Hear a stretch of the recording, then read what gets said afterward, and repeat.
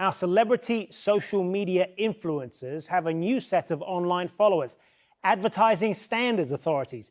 Online celebrities and vloggers have millions of followers across platforms like Instagram and Facebook.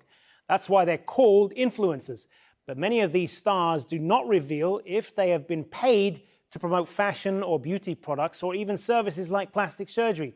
And that is something authorities in the UK and in the US are starting to examine and prosecute. According to a study by Media Kicks, an influencer marketing agency, 93% of sponsored posts made by the top followed celebrities on Instagram are not disclosed. The fashion industry is one of the biggest sponsors of social media advertising, but many beauty tutorial creators, for example, neglect to mention that they're being paid to promote products.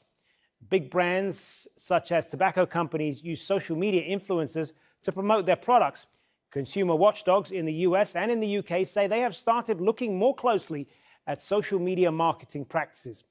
And one of the reasons is because influencer marketing has become extremely popular for targeting Generation Z. That is the demographic roughly aged 11 to 18. The message is clear. Social media stars who don't come clean about being paid to promote certain brands could find themselves in court along with their sponsors.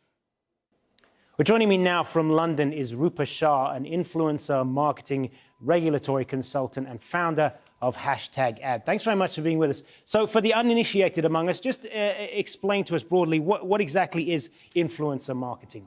Sure. It's at its most simple, it's where a brand will partner with somebody with a large social media following to promote their products. And that might be through just a single sponsored post or through a long-term campaign.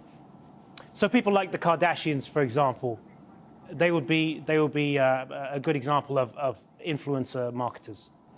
Yes, they are an example. They're an example of a celebrity, but actually quite a lot of influencer marketing happens with people with much smaller followings. So, for example, 10 to 100,000 followers.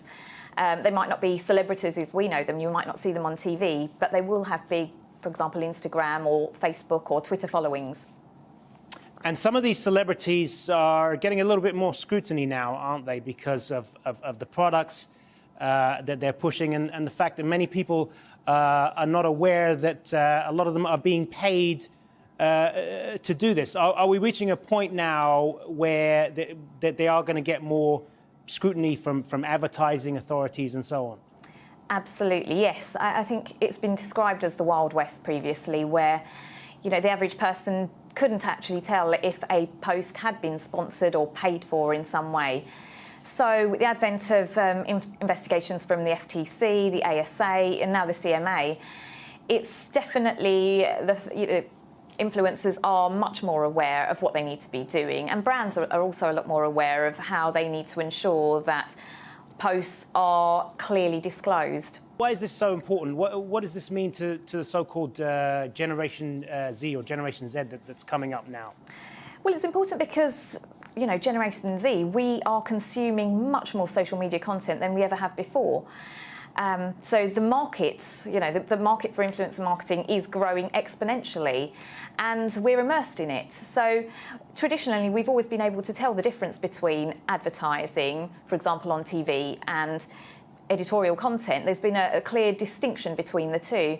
Whereas with social media marketing, sometimes it's very difficult for a consumer to be able to tell what is paid for and what isn't. And it's important for consumers to know this because it will make a difference to their decision as to whether they actually believe that influencer cares about that product.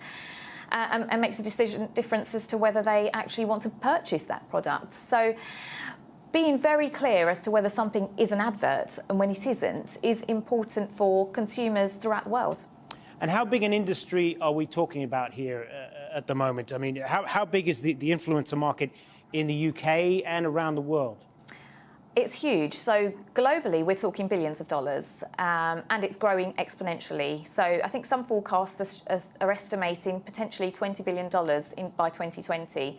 So it's a massive market and one in which brands and advertisers are fully aware that there can be some gains, huge gains to be made from using influencer marketing.